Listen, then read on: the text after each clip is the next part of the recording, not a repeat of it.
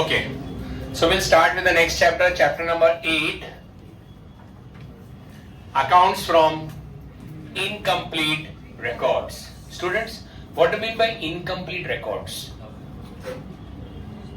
या तो कुछ चीजें, कुछ ट्रांजैक्शन हमने लिखा ही नहीं, कुछ ट्रांजैक्शन हमने लिखा, ठीक है, कुछ के दोनों इफेक्ट लिखे, कुछ के एक इफेक्ट लिखे, एक इफेक्ट नहीं लिखे. These are known as incomplete records. सोचो ना, पान वाला है, पान की दुकान है छोटी सी, वो अगर आपके पास आए और बोले मुझे मालूम करना है मेरा प्रॉफिट कितना है, तो अपन उसको बढ़ा दे. हट, छोटे लोगों को हम प्रॉफिट नहीं कैलकुलेट करते, निकलो यहाँ से, ऐसा बोलेंगे? Responsible person of the society, आप कोई भी आए आपको प्रॉफिट निकाल के देना है. एक बार हमारे सी ऑफिस में गैरेज वाला आया, बोले मुझे इनकम टैक्स फाइल करना है. मैंने कहा तू खाली गाड़ी दो, इनकम टैक्स क्या फाइल करने का तेरे को, ऐसा बोलूं? वो तो हमको देना है ना उसको. और इनकम टैक्स फाइल करना है मतलब इनकम टैक्स कितना है वो कैलकुलेट करना है, और इनकम टैक्स कितना है वो कैलकुलेट करना है तो उसके लिए नेट प्रॉफिट निकालना पड़े. अच्छा, नेट प्रॉफिट निकालने के लिए फाइनल अकाउंट्स बनाना पड़े. अच्छा, फाइनल अकाउंट्स के लिए ट्रायल बैलेंस चाहिए. अच्छा, ट्रायल बैलेंस के लिए अपने को लीजर और जर्नल और सारी चीजें चाहिए. अभी मैं वो गैरेज वाले को बोलूं जर्नल बनाता है क्या तू? वो बोलेगा कभी आओ गैरेज पे. मैंने कहा उधर क्या करेगा तू? बोले वो प्रेशर वाला पानी का पंप होता ना, वो तुम्हारे मुंह पे मारूंगा. मेरे को जर्नल आ रहा होता तो मैं इधर के गैरेज पे काम कर रहा होता. अब बोले जर्नल क्या होता है उसको तो पता भी नहीं, उसको क्या हो जर्नल किसको बोलते हैं. I asked him a wrong question. Question was right, but the person was wrong. Right question to a wrong person. तो कैसे करेंगे बेटा? एक पान वाला है आपके पास, तो पान वाले को क्या करने का, प्रॉफिट कैलकुलेट करने का. तो उन क्या बोलेंगे, और ये books of accounts are up to date. बोलेगा हमसे बात कर रहे हो, हमसे.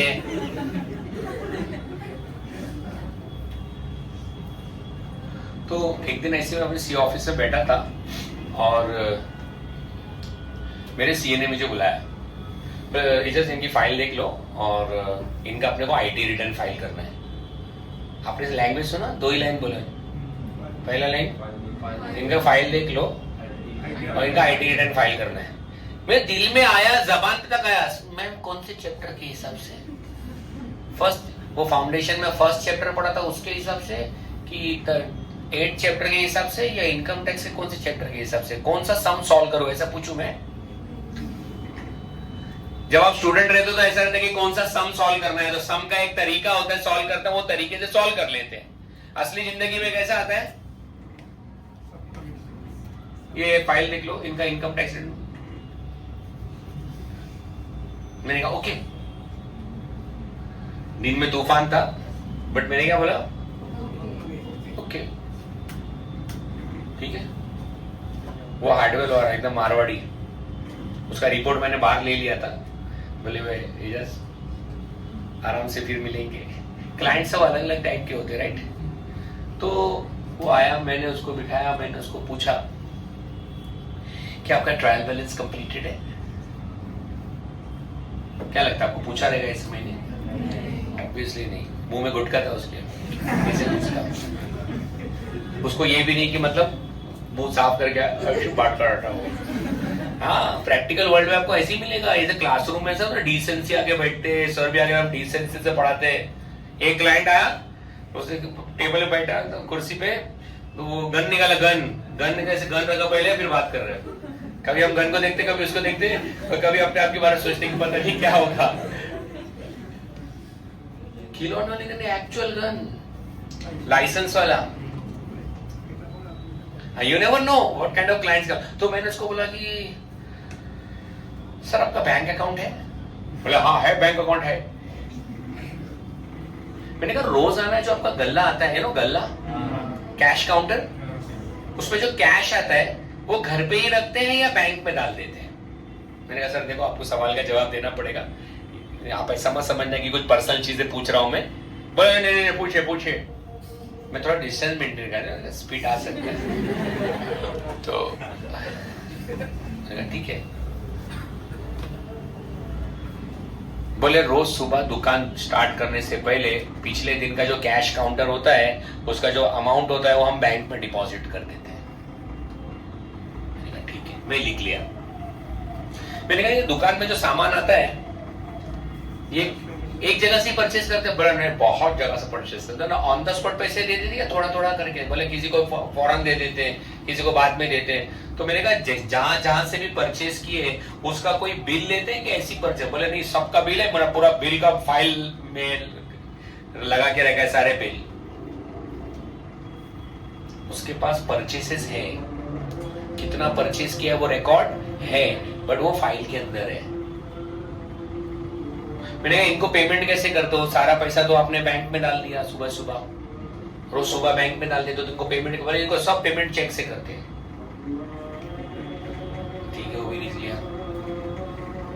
मैंने कहा बच्चे काम करते हैं आप क्या? बोले 3 लड़के काम करते हैं, उनको सैलरी बोले वो भी चेक से देते हैं। इलेक्ट्रिसिटी के बिल का वो भी चेक से देते हैं। ठीक है, मैंने एक ब्लैंक पेज लिया, उसपे कुछ लिखा। मैंने कहा कल बैंक जाना, वो जो बैंक में सामने फर्स्ट फ्रंट डेस्क पे रहेगा उसको ये देना, वो कुछ आपको देगा वो यहाँ लेके आना। मैंने लिखा था bank statement, passbook from 1 April to 31 मार्च।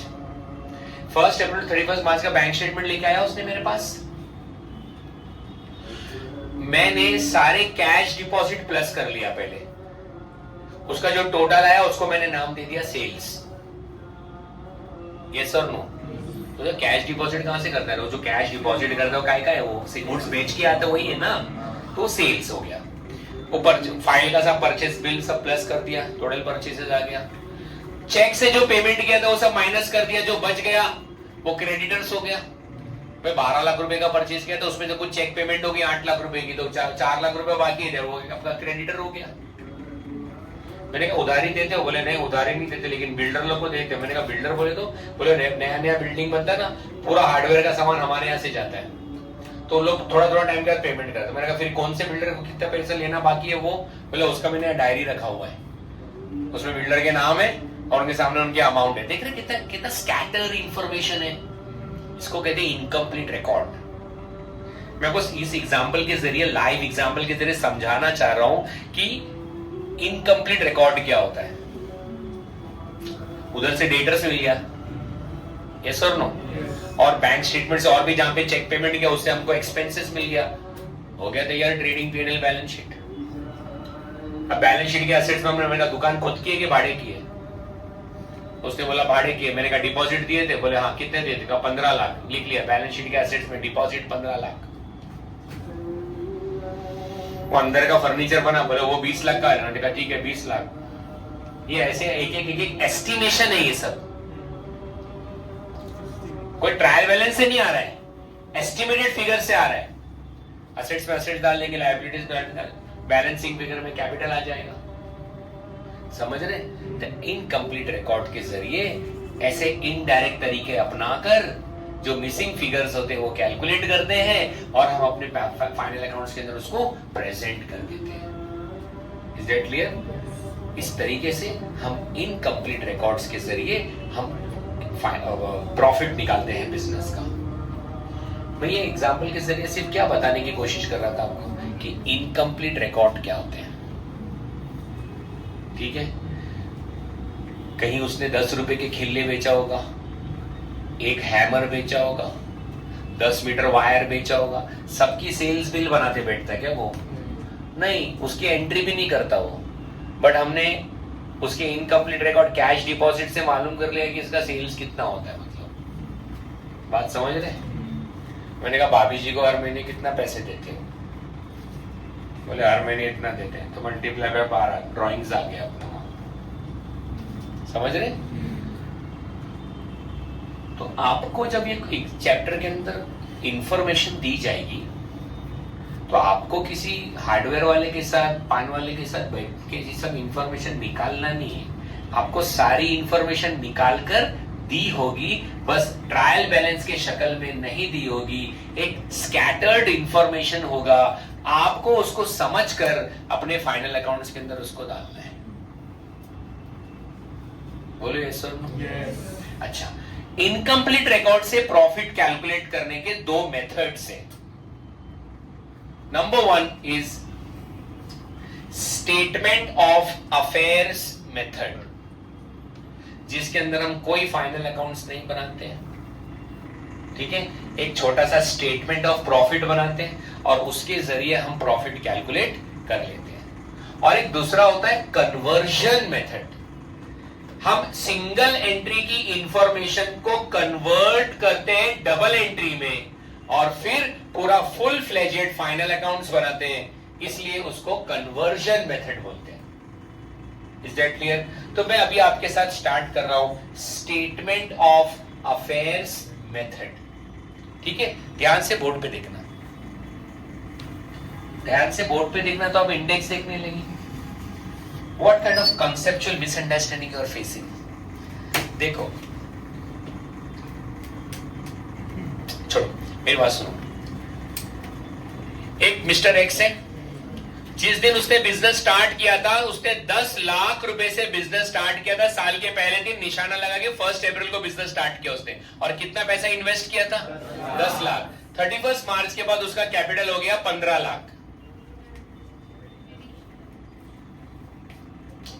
पहले कितना था? 10 लाख। बाद में कितना हो गया? तो उसका कैपिटल बढ़ गया। बेटा, कैपिटल बढ़ने के क्या क्या रीजन हो सकते हैं? नया एडिशनल कैपिटल डाला होगा, उसने नहीं डाला है, तो फिर क्या होगा? प्रॉफिट। अच्छा, प्रॉफिट कितना हुआ उसको? 5 लाख का। तो आपने किस में से क्या माइनस किया? कितने में से कितना माइनस नहीं किया, नहीं पूछा मैंने, किस में से क्या माइनस किया? I am talking about the attribute, not amount.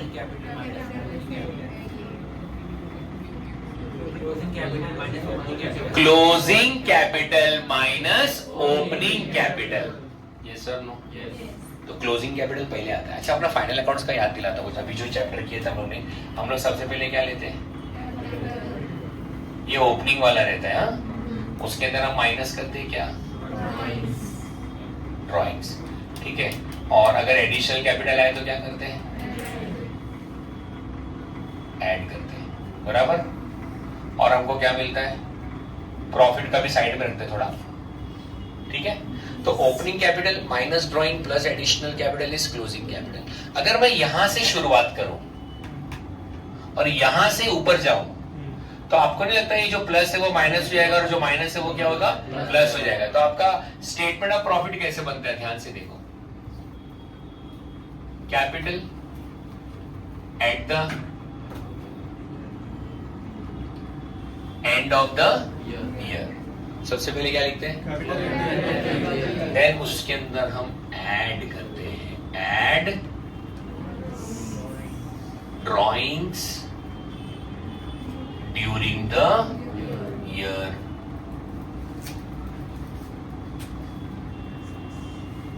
एक अमाउंट आता है, फिर उसके अंदर हम लेस करते हैं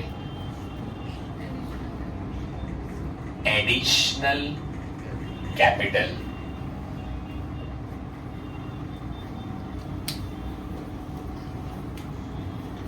तो यहां पे एक अमाउंट आता है, इसको हम कहते हैं एडजस्टेड क्लोजिंग कैपिटल। क्या कहते हैं? देखो ना, ये भी क्लोजिंग कैपिटल है eight the end of the year, but ये इसके अंदर मैंने कुछ एडजस्टमेंट किया, ड्राइंग्स का एडजस्टमेंट किया और एडिशन, तो एक्चुअली में आपका क्लोजिंग कैपिटल इतना था, इसलिए इसको नाम क्या दिया? Adjusted closing capital. अब एडजस्टेड क्लोजिंग कैपिटल जो आएगा ना, उसको आप कंपेयर करेंगे किससे? ओपनिंग कैपिटल से। तो आपने कहा था क्लोजिंग में से ओपनिंग माइनस करो, तो क्लोजिंग में से क्या माइनस करना है? ओपनिंग या capital at the beginning of the year. ठीक है बेटा, ये हमको क्या मिला? देखो, ये मिल गया प्रॉफिट बिफोर एडजस्टमेंट। सुना नहीं? कुछ एडजस्टमेंट हम क्या करेंगे? ऐड। कुछ एडजस्टमेंट हम क्या करेंगे? लेस। तो हमको मिल जाएगा net profit oblique loss during the. अब आप सोच रहे होंगे सर क्या ऐड होगा और क्या लेस होगा। बेटा अभी पूरा चैप्टर करके आए हो आप फाइनल अकाउंट्स का, कितने सारे एडजस्टमेंट्स करे हो आपने। एडजस्टमेंट्स में कभी ऐसा होता है कि एक्सपेंसेस कम हो जाता है, एक्सपेंस कम होता है तो प्रॉफिट क्या होगा, तो ऐड हो जाएगा। कभी एक्सपेंसेस ज्यादा हो जाता है, एक्सपेंस ज्यादा होता है तो प्रॉफिट क्या होता है, तो लेस हो जाएगा। अच्छा, कभी असेट्स की वैल्यू कम हो जाती है। मुझे एक बात बताओ, असेट्स की वैल्यू आपकी कम हो गई, क्या फीलिंग आ रहा है, प्रॉफिट का फीलिंग आ रहा है, लॉस का फीलिंग आ रहा है, तो उससे आपका प्रॉफिट क्या होगा, कम हो जाएगा, तो लेस। आपका असेट बढ़ रहा है, असेट बढ़ रहा है तो आपको क्या फीलिंग आएगा, प्रॉफिट का, तो आपको क्या करना है, ऐड करना है। तो अच्छा अभी आप मुझे बताना है ऐड या less. Depreciation less, PFDD less. अच्छा, आउटस्टैंडिंग एक्सपेंसेस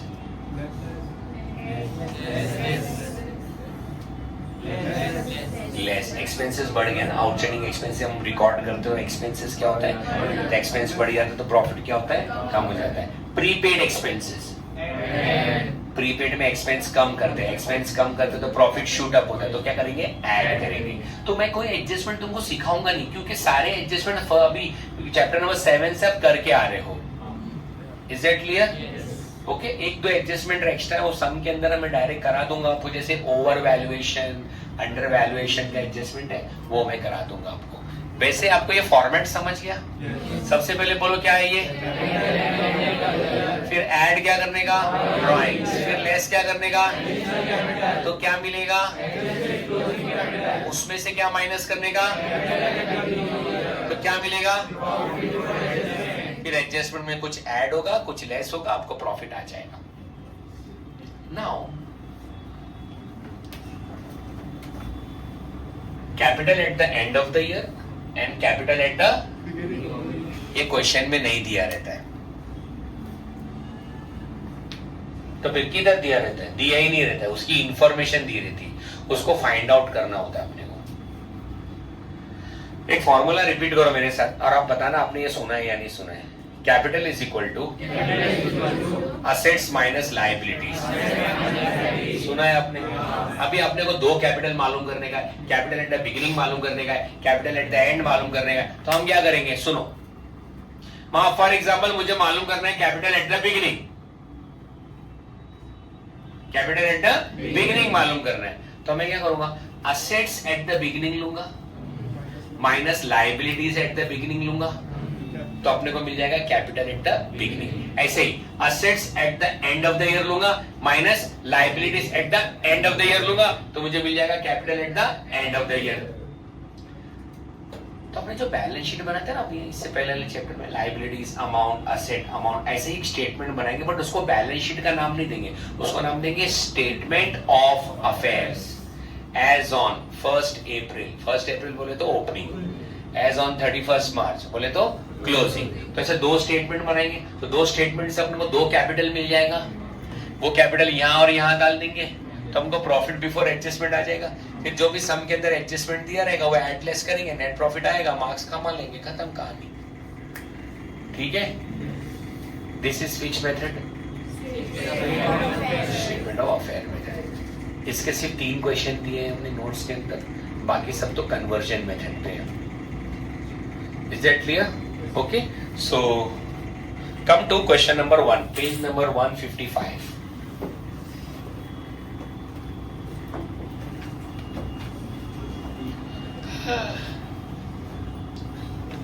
$524 हुआ है ना? अपना लेक्चर 4:30 तक है ना? 5:30 तक है, बट अपन 1:45 को स्टार्ट किया ना? नहीं, हम लोग 2:45 को स्टार्ट किया ना? हाँ, 2:45 को स्टार्ट किया। Shameless lawyers.